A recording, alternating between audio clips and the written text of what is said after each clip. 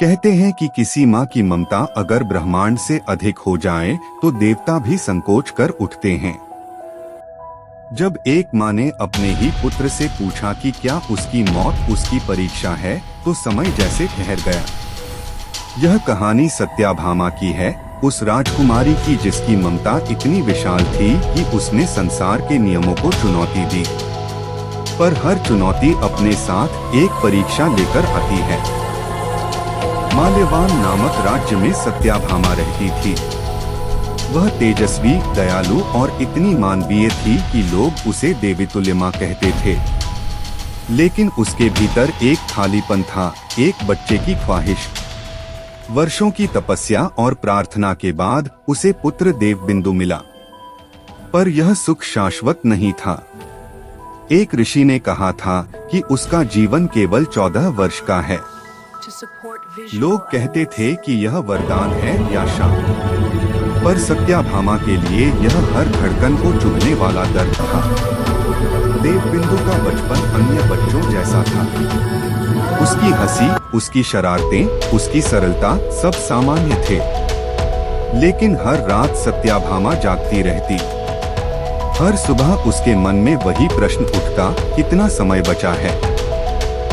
एक रात महल में एक अजीब परछाई प्रकट हुई। उसने समय का बोझ साथ लाने जैसा आभास दिया। उस परछाई ने पूछा कि क्या वह अपने पुत्र की आयु बढ़ाना चाहती है। उसने एक सौदा पेश किया, किसी और की आयु लेकर देवबिंदु को बचाने का। यह प्रस्ताव सत्याभामा की आत्मा को झकझोर गया। उसका हृदय माँ का था और विचारों का महासागर उथल पुथल करने लगा। देवबिंदु निश्चिंत होकर खेलता था, पर सत्याभामा हर दूसरे बच्चे की हंसी याद करती और सोचती कि क्या वह उनकी उम्र छीन लेगी। एक दिन देवबिंदु ने पूछा कि वह रो क्यों रही है। सत्याभामा ने कहा कि वह बस थक गई है। तभी राज्य में खबर फैली कि एक छोटे बच्चे का शरीर अचानक बूढ़ा हो गया। उसके बाल सफेद हो गए और आंखों में थकान उतर आई। सत्याभामा ने उस बच्चे को अपनी गोद में कांपते हुए देखा। वह कह रहा था कि वह मरना नहीं चाहता। यह दृश्य उसके हृदय को चीर गया।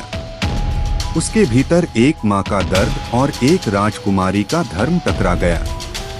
हताश होकर वह जंगल में चली गई। उसे एक गुफा में प्राचीन पुस्तक मिली जिसका नाम समय सिद्धांत था। पुस्तक में लिखा था कि समय दान किया जा सकता है, चुराया नहीं। और किसी की आयु लेकर जीवन बचाने पर केवल शरीर बचता है, आत्मा नहीं। सत्याभामा ने निश्चय किया कि वह अपनी आयु देगी। समय सिद्धांत था। पुस्तक में लिखा था कि समय दान किया जा सकता है, चुराया नहीं। और किसी की आयु लेकर जीवन बचाने पर केवल शरीर बचता है, आत्मा नहीं। सत्याभामा ने निश्चय किया कि वह अपनी आयु देगी। लेकिन उसकी आयु के साथ राज्य की शक्ति और जिम्मेदारी जुड़ी हुई थी। दरबार में इसका विरोध हुआ। मंत्रियों ने कहा कि उसकी आयु राज्य के लिए महत्वपूर्ण है। सत्याभामा ने कहा कि यदि उसका पुत्र जिएगा तो वह राजसत्ता का त्याग कर देगी, पर वह किसी और की आयु नहीं लेगी। वह आत्मकाल यंत्र के सामने खड़ी हुई। उसके भीतर डर भी था और शांति भी। उसी समय समय तत्व की परछाई फिर प्रकट हुई। उसने पूछा कि क्या उसका त्याग वास्तविक है या केवल दिखावा। सत्याभामा ने दृढ़ स्वर में कहा कि उसका त्याग सच्चा है। उसने अपने जीवन के पन्नों को अग्नि में अर्पित कर दिया। अचानक देवबिंदु के अस्तित्व का रहस्य खुला। वह कोई सामान्य बालक नहीं था, बल्कि काल तत्व का अंकुर था। उसकी 14 वर्ष की सीमा इसलिए थी कि वह मानवता सीख सके। सत्याभामा ने उसे सचमुच मानवता का अर्थ सिखाया था। देवबिंदु ने कहा कि वह अपना निर्णय स्वयं करेगा। वह माँ से केवल एक वादा चाहता था, अहंकार त्यागने का। उसने कहा कि वह नहीं चाहता कि किसी और की उम्र उसके लिए छीनी जाए। वह चाहता था कि सत्याभामा राज्य की सेवा करे। सत्याभामा ने वादा किया कि वह अब केवल उसकी मां नहीं, सबकी मां बनेगी। उसने प्रेम को बांटना सीख लिया। उसने अनाथों, वृद्धों और जरूरतमंदों के लिए योजनाएं शुरू की। सामाजिक कल्याण उसकी प्राथमिकता बन गया।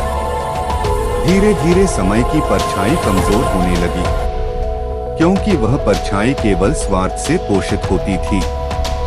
जब राज्य ने समय के प्रति मर्यादा अपनाई, परछाई मिटने लगी। देवबिंदु भी मनुष्यता के अनुभवों में डूबता गया। उसका जीवन धीरे धीरे अपनी नियति से परे बढ़ने लगा, क्योंकि अब जीवन प्रेम और समझ से चल रहा था, बलपूर्वक नहीं। अंतिम मोड़ तब आया जब सत्याभामा ने स्वयं से पूछा कि क्या उसने सचमुच अहंकार छोड़ा है। उसने स्वीकार किया कि वह अभी भी कुछ पहचान पकड़े हुए है।